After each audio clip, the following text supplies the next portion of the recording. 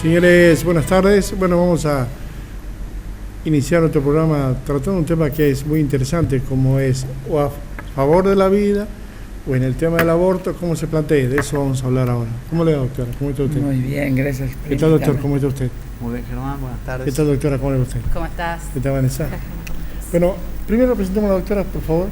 Doctora, bienvenida. Buenas Gracias, noches. bien, gracias. Queremos conocer un poco de su vida, dónde nació, sus estudios. ¿Cómo no? Mi nombre ante todo es Chinda Concepción Brandolino. Soy originaria de la ciudad de La Plata. La ciudad de La Plata es la capital de la provincia de Buenos Aires. No es el puerto de Buenos Aires, no es la ciudad autónoma de Buenos Aires. Es una ciudad hecha para ser capital de la provincia de Buenos Aires, una ciudad portuaria también. Y estudié, por supuesto, mis estudios primarios y secundarios en La Plata, y en la Universidad Nacional de La Plata me recibí de médica. Luego hice varias especialidades, algunas en La Plata, otras en Buenos Aires. Las últimas especialidades, primero hice clínica, flebología y linfología, medicina del trabajo, y finalmente me especialicé también en medicina legal, lo que la gente más bien conoce como medicina forense. Actué todos estos años, hace muchísimos años, más de 20, ¿sí? 25, como perito de oficio, legista en los fueros, en todos los fueros de la justicia de la provincia de Buenos Aires, ¿no? Y como perito de parte muchas veces en el fuero penal. El fuero penal tal vez es el que más me cautiva, porque uno siente que como médico puede aportar una gotita, aunque sea para que se haga justicia, ¿no? Muchas veces en la defensa del inocente. Y eso también me motivó muchísimo en cuestiones esenciales. Por supuesto, en lo personal también. Yo soy casada, madre de 8 hijos. Yo me casé a los 18 años, cuando estaba en segundo año de la Facultad de Medicina, y me recibí a los 26 años con 5 hijos. Y digo esto porque ya cuando cursaba pediatría, por ejemplo, en aquella época, nosotros estudiábamos en el hospital. Ya en cuarto año vos cursabas íntegramente, cuarto, quinto año eras practicante, alumno dentro del hospital. Tu contacto con el enfermo era mucho mayor que ahora. Estos años te tomaban examen en la cama del hospital. Eras, en la jerga médica, perro en cuarto año, porque tenías que hacer todo, desde atender los vómitos y otras cosas. Practicante en cuarto año y mayor, practicante en quinto y mayor en sexto, porque enseguida llegas médico. Y nosotros practicábamos en todos los servicios. Después de esa vida hospitalaria, que ya tenías conocimiento de toda la medicina, entrabas a tu residencia, ¿no? Y en esa cursada, cuando cursé pediatría, yo ya tenía varios hijos en quinto año, y me parecía ver el rostro de mis hijos en todos los chiquitos que atendía. Es muy distinto ese impacto cuando vos sos madre. Totalmente, sí. ¿No es cierto? Sí, desde que sos madre cambia tu cambia visión toda de los tu niños, visión. tenés una empatía diferente. Totalmente Sí. diferente. Y eso me impresionó enormemente. Se grabó en mi alma el dolor, el sufrimiento del niño, lo que es mitigable y lo que no es mitigable, el desamparo, no solo de chicos pobres, sino padres que no tienen, o por lo menos no les fue dado del cielo ese amor verdadero por los hijos, de estar al lado continuamente en el momento de dolor. Me marcó mucho el sufrimiento, y me marcó mucho también las actitudes de desamor de todos los estratos sociales, porque nuestro Hospital de Niños de La Plata es un hospital muy importante que abarca todos los niños de todos los sectores sociales graves, se atienden preferentemente allí. Y hoy usted se inclina a dar conferencias o a hacer planteos sobre el tema. Prácticamente se ha definido en esta polémica en la Argentina. Sí, por supuesto, estando yo ya en el ejercicio médico, se despierta esto. Imagínate que tengo 38 años de ejercicio continuo de la medicina, y que el mayor de mis hijos tiene 42 años, ¿no es cierto?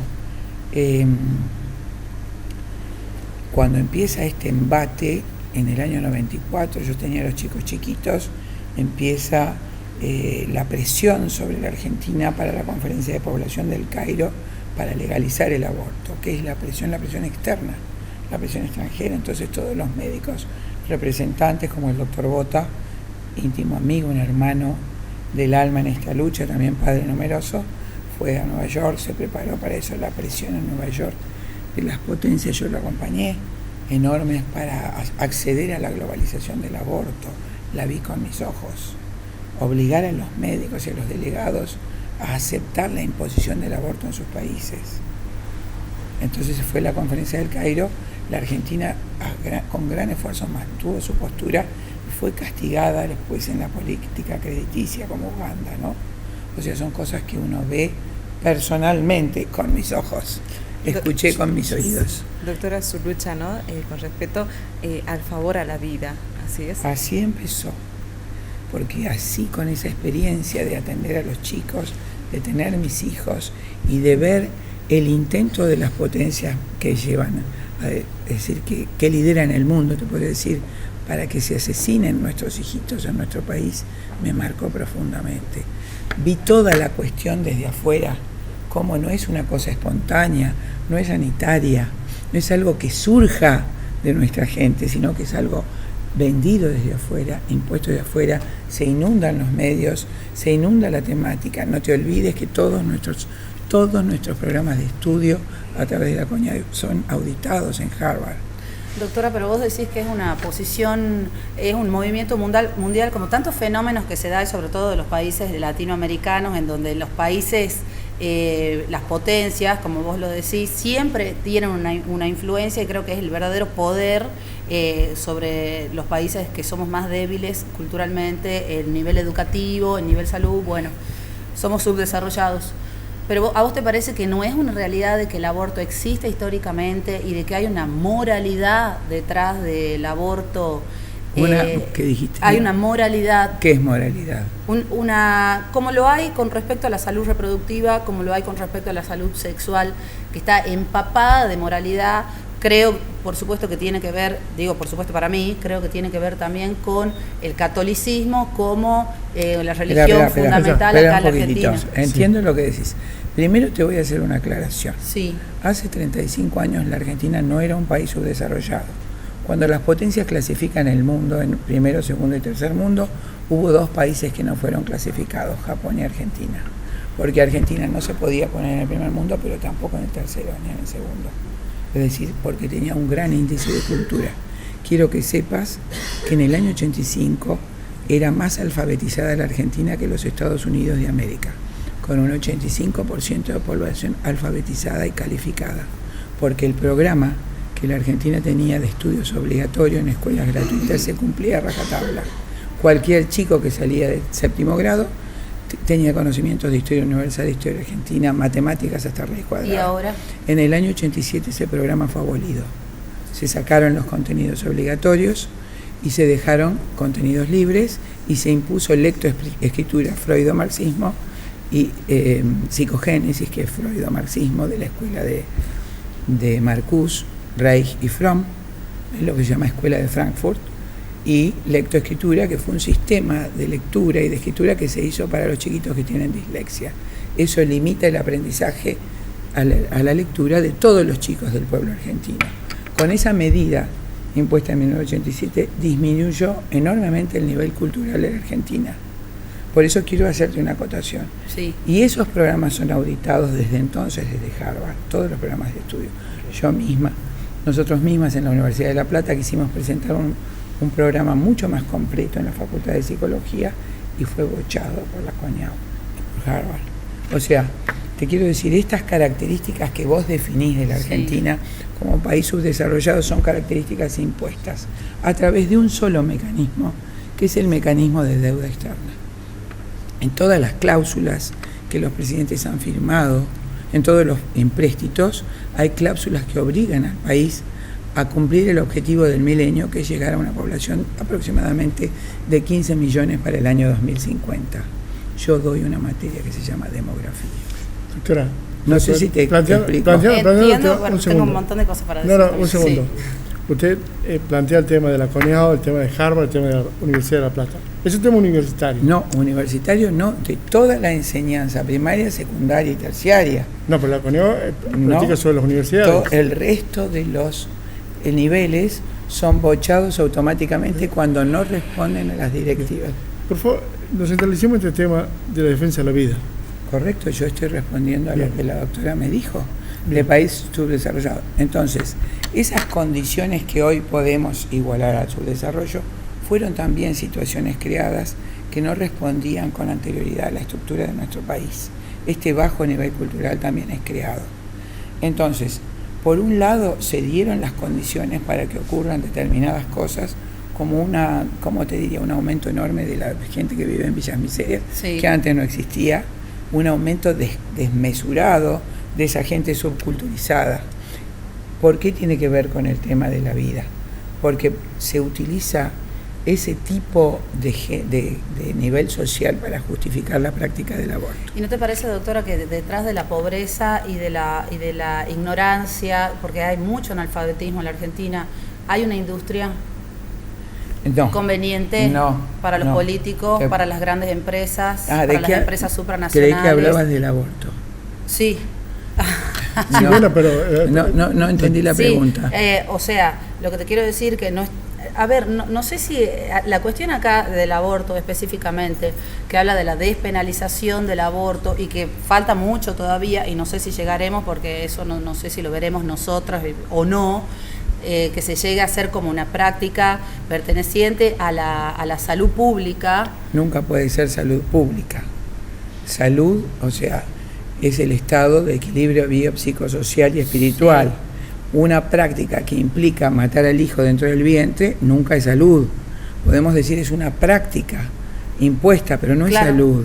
Contradice las normas de la salud. Digo de salud pública como el área que Bueno, entonces, correspondería. para que sea salud pública tenemos que hablar de una demanda necesaria para salud pública, que implique la salud pública. Estados Unidos tiene 600.000 abortos por año legales en una población de 323 millones de habitantes.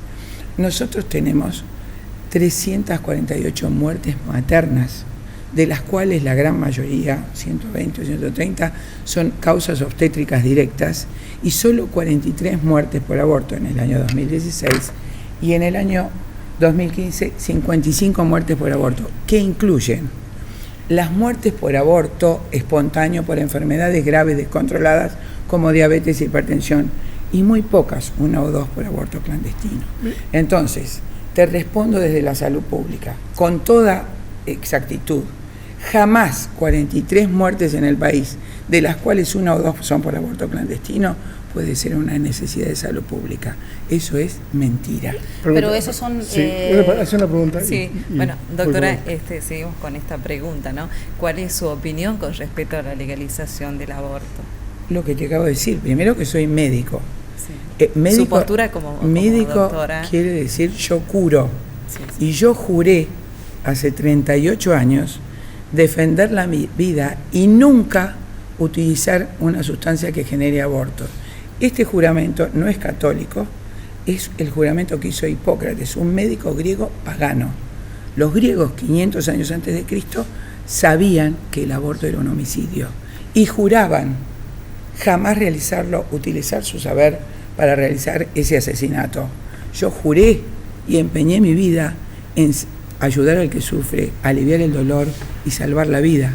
Claro. Por supuesto, traicionaría toda mi profesión y toda mi vocación si consintiera en un aborto, no solo si lo hiciera. Sí, sí. Si lo hiciera, por supuesto, paso inmediatamente a ser un asesino, sin mitigar. 8 hijos tiene, Sí. doctora. Doctora, terminemos. ¿Qué tenés? Sí. Eso sería un conflicto ético. No, legal. Claro, termina pero ético. bueno, Termina- la moral y la ética nunca van a estar despegadas, Bueno, desapegadas de lo Hipócrates legal. seguramente, efectivamente, cuando los griegos, que son los padres de la civilización occidental, hacen las leyes, se inspiran en la ética, particularmente la de Aristóteles, que consideran a la ética la ciencia del bien dentro de la filosofía, y que las leyes deben informarse sobre la ética, y que la moral es la ética aplicada a las costumbres. Entonces las leyes surgen de las costumbres regidas por la ética. Totalmente. ¿Y No qué tiene haríamos que con ver con la problemática religión. No sé si. Un segundo, ¿qué quiere decir? Sí, bueno, yo voy a dar mi posición así clara y sincera de que estoy a favor de que se despenalice el aborto, y eso es lo que quiero decirle a la gente, porque yo creo que nadie aclara sobre eso.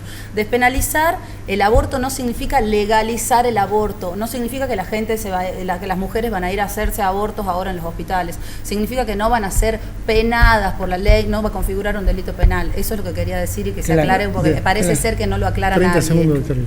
¿Quiere aclararlo? Por supuesto, despenalizar es exactamente los fines prácticos legalizarlo, como pasó en España. España, cuando se despenalizó en el año 85, tenía 420 abortos, en el 2011 140.000 y ahora, el año pasado, casi 200.000 en el año. Con respecto a números y estadísticas, yo creo que son uno no puede estadísticas ser exactas. tan exactas. Se hace un censo de mujeres que se hacen abortos, la Se gente hace una dice yo legal. me hice un aborto, creo que nadie, ninguna mujer, No, sobre todo pero acá, lo en los dice. lugares legales, yo te estoy hablando donde es legal. Pero, doctora, vos has hablado también de estadísticas y de números acá en la De muerte Argentina. por aborto son exactas. ¿Vos te crees que alguien puede matar a una persona y meterla en un ropero? Cuando en una Villa Miseria hay una muerte, Ahora inmediatamente creo de interviene todo, el creo de cuerpo. todo. Sí, pero no es así. Perdón, doctora, gracias. 30 segundos. ¿Cómo sigue el ciclo de conferencia de ustedes? Estamos en la plena convicción de que hay que defender al niño por nacer, a la mujer embarazada, un binomio inseparable que lo constituyen y que desde que es la unión de los gametos masculino y femenino hay un nuevo ser. Entonces, como legislador debemos trabajar en proteger los derechos y sobre todo el primario y fundamental del cual derivan todos los demás derechos. Bien. No hay libertad sin vida y no hay libertad plena sin ¿Cómo verdad. sigue esto en la legislatura?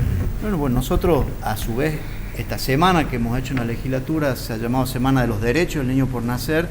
Hemos tenido el compromiso de las autoridades de la Cámara de defender la vida del niño por nacer y tenemos desde el año pasado un proyecto presentado tendiente a crear en la provincia un sistema integral de protección de la mujer embarazada y del niño por nacer. Gracias, doctora. Gracias, doctora. Gracias por venir. Gracias a Te ustedes. agradezco mucho la gentileza. Gracias. Gracias, doctora. Gracias. Vanessa. Hacemos una pausa, vamos para nuestro segundo bloque.